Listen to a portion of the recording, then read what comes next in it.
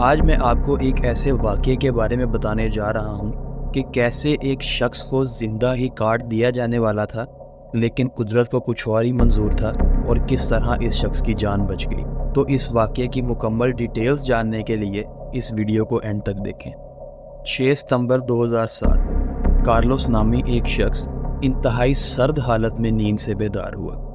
یہ نہ تو سمجھ پا رہا تھا اور نہ ہی اسے یاد آ پا رہا تھا کہ یہ اس وقت کہاں اور کیوں تھا۔ اسے صرف اتنا یاد تھا کہ یہ لا وکٹوریا، جو کہ وینزویلا کا ایک شہر ہے، اس شہر کی گلیوں میں اپنے بائک کی سواری کر رہا تھا۔ اب بائک کی سواری کرتے دوران اس کے ساتھ کیا ہوا تھا، اسے کچھ یاد نہیں تھا۔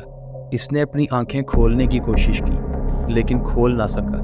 پھر اس نے اپنا جسم ہلانے کی کوشش کی، تو وہ بھی نہ ہلا سکا۔ یہ فالج کی حالت میں مبتلا تھا۔ اپنی اس حالت سے یہ انتہائی پریشان ہو گیا، کیونکہ نہ تو اسے یہ پتا تھا کہ اس وقت یہ کہاں تھا، بلکہ ساتھ ہی یہ اس فالج کی حالت میں مبتلا تھا جس کی وجہ سے نہ تو اپنی آنکھیں کھول پا رہا تھا اور نہ ہی اپنا جسم ہلا پا رہا تھا۔ لیکن پھر اس نے خود کو سنبھالا دیا کہ بے شک یہ ہل جل نہیں پا رہا تھا، کم از کم یہ زندہ تھا اور اس کا دماغ صحیح سے کام کر رہا تھا۔ تو اب اس نے یہ یاد کرنے کی کوشش کرنا شروع کی کہ اپنے بائک کی سواری کرتے دوران یہ کس کس راستے گیا تھا اور اس دوران اس کے ساتھ کیا کیا ہوا تھا۔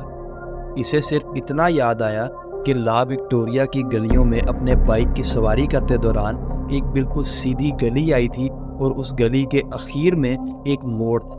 اس کے بعد کا کارلوس کو کچھ بھی یاد نہیں تھا۔ کارلوس کو ہمیشہ سے ہی اپنے بائک سے بہت ہی لگاؤ تھا اور اسے بائک کی سواری کرنا بھی بہت ہی پسند تھا، لیکن اب کیونکہ یہ 33 سال کا ہو چکا تھا اور اپنے بیوی بچوں اور کام کاج سے اسے فرصت نہیں ملتی تھی، یہ بائک کی سواری کم و بیش ہی کر پاتا تھا۔ لیکن اس دفعہ اپنے دوست کے بے حد اصرار پر یہ اس کے ساتھ بائک پر سیر کرنے کے لیے آمادہ ہو گیا تھا۔ لیکن لا وکٹوریا میں بائک کی سواری کرتے دوران اس کے ساتھ ہوا کیا تھا، اسے کچھ یاد نہیں تھا۔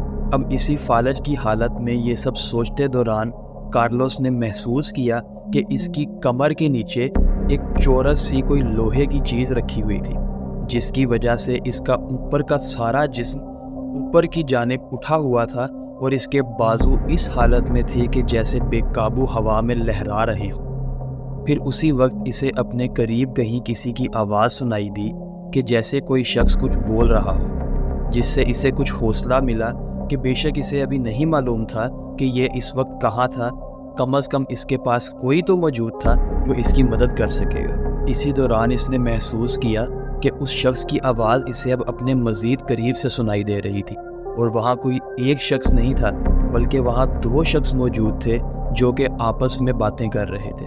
تبھی اسے اپنے چہرے پر ایک نوکیلی سی چیز محسوس ہوئی اور فوراً ہی ایک مشین کے چلنے کی آواز آئی۔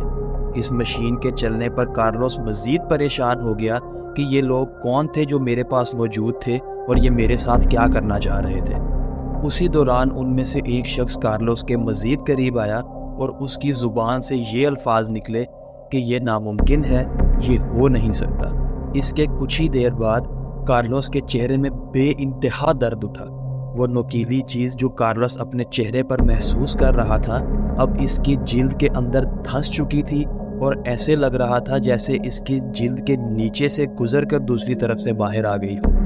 اسی درد کی حالت میں کارلوس نے اونچی اونچی چیخنے کی کوشش کی کہ چیخ چیخ کر اس شخص کو روک سکے جو اس کے ساتھ یہ سب کر رہا تھا، لیکن یہ ایسا کر نہ سکا کیونکہ اب بھی کارلوس اسی فالج کی حالت میں مبتلا تھا۔ تبھی دوبارہ سے وہ نوکیلی چیز اس کے چہرے کے اندر دھنس گئی۔ اس دفعہ تو کارلوس کو اس قدر درد اٹھا کہ اس درد کی وجہ سے کسی نہ کسی طرح کارلوس اس فالج کی حالت سے باہر آ گیا۔ اس نے اپنی آنکھیں کھولی تو اسے اپنے سامنے اندھا کر دینے والی روشنی نظر آئی، لیکن جیسے جیسے اس کی نظر صاف ہوئی اس نے دیکھا کہ وہ 2 اشخاص جس کی آوازیں یہ سن پا رہا تھا اس کے قریب ہی کھڑے ہوئے تھے۔ انہوں نے بڑے بڑے چشمے پہنے ہوئے تھے اور جسم پر کھلے کھلے چوغے اوڑھے ہوئے تھے۔ ان میں سے ایک شخص کے ہاتھ میں ایک موٹی سی ہک نما سوئی تھی جس کے ساتھ ایک کالا سا دھاگا لٹک رہا تھا۔ اس دھاگے کا دوسرا سرا کارلوس کے چہرے سے جڑا ہوا تھا۔ یہ شخص اس سوئی کو کارلوس کی جلد سے گزار کر किसी न किसी वजह से इसकी जिल्द को बगैर सुन किए सिल रहा था। कार्लोस ने परेशानी और तशवीश की हालत में इन दोनों की तरफ देखा। ये दोनों भी उतनी ही तशवीश और परेशानी से कार्लोस की तरफ वापस देख रहे थे। इनकी आंखें इस कदर खुली हुई थी कि जैसे इन्होंने कोई भूत देख लिया हो। इसी तशवीश और परेशानी की हालत में ये दोनों कार्लोस से थोड़ा दूर हटने लगे। अब कार्लोस ने इस फालज की हालत से पूरी तरह निकलने की कोशिश की। कुछ ही देर बाद ये अपना सर उठा पाया।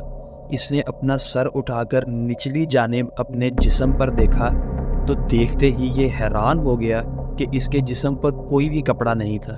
ये पूरी तरह से बरहना हालत में एक लोहे के मेज़ पर पड़ा हुआ था और इसके जिस्म पर कंधे से शुरू होकर नीचे नाफ तक एक वाई नुमा निशान बना हुआ था। फिर तभी इसने अपने करीब एक टेबल पर पड़े ट्रे की तरफ देखा। इस ट्रे के अंदर एक मशीन पड़ी हुई थी जिसके ऊपर एक डिस्क नुमा कटिंग ब्लेड लगा हुआ था।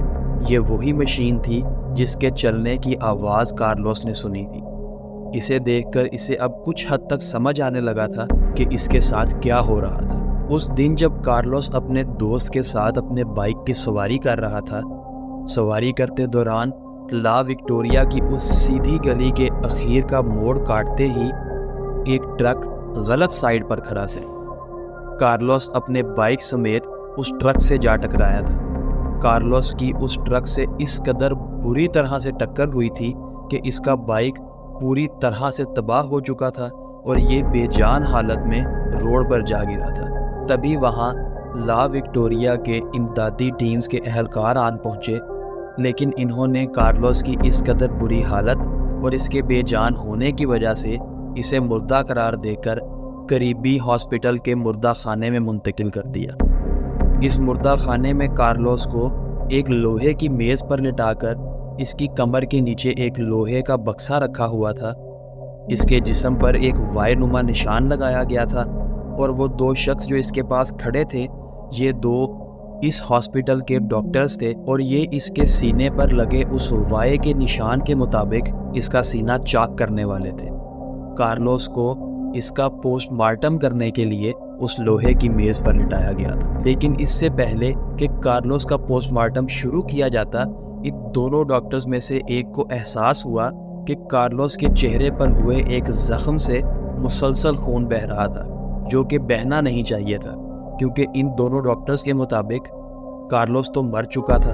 अब इसी कश्मकश में उस डॉक्टर ने कार्लोस का ज़ख्म सिलना शुरू कर दिया ताकि इसमें से खून का बहना रोका जा सके। लेकिन तभी अचानक कार्लोस उस फालज की हालत से बाहर आ गया था और इसने अपनी आंखें खोल ली थी, जिससे इन डॉक्टर्स को पता चला था कि कार्लोस तो अभी ज़िंदा था और इसी वजह से इसके चेहरे से मुसलसल खून बह रहा था। अब जबकि कार्लोस मुर्दा हालत से निकलकर वापस से ज़िंदा हो चुका था, इन डॉक्टर्स ने कार्लोस को उसी लोहे की मेज़ पर लिटाकर पोस्टमार्टम के कमरे से बाहर निकाल दिया और एक कागज़ इसकी जेब में डाल दिया जिस पर लिखा हुआ था कि कार्लोस का पोस्टमार्टम किया जाना था। कि जैसे ये कार्लोस को बताना चाह रहे हों कि ये तो सिर्फ ऑर्डर्स फॉलो कर रहे थे, इस सब में इनकी कोई गलती नहीं थी। अब कार्लोस उसी मेज़ पर कुछ देर तक पड़ा रहा, लेकिन तभी अचानक इत्तफाकन इसकी बीवी वहाँ आन पहुँची और इसकी बीवी ने कार्लोस को उस लोहे की मेज़ पर तन्हा पड़े पाया। कार्लोस को इसी अस्पताल में इलाज के लिए दाखिल कर दिया गया। कार्लोस को एक्सीडेंट से मिले ज़ख्म तो कुछ अरसे में ठीक हो गए, लेकिन खुद को ज़िंदा काट दिए जाने का इस पर इंतहाई गहरा नफ्सियाती असर हुआ, जिससे कार्लोस अब तक निकल नहीं पाया। अब अगर आपको हमारी ये कहानी पसंद आई है तो इस वीडियो को लाइक करें और ऐसी मज़ीद सनसनीखेज़ कहानियों का मज़ा उठाने के लिए हमारे YouTube चैनल को सब्सक्राइब करें और हमारे सोशल मीडिया हैंडल्स को फॉलो करें।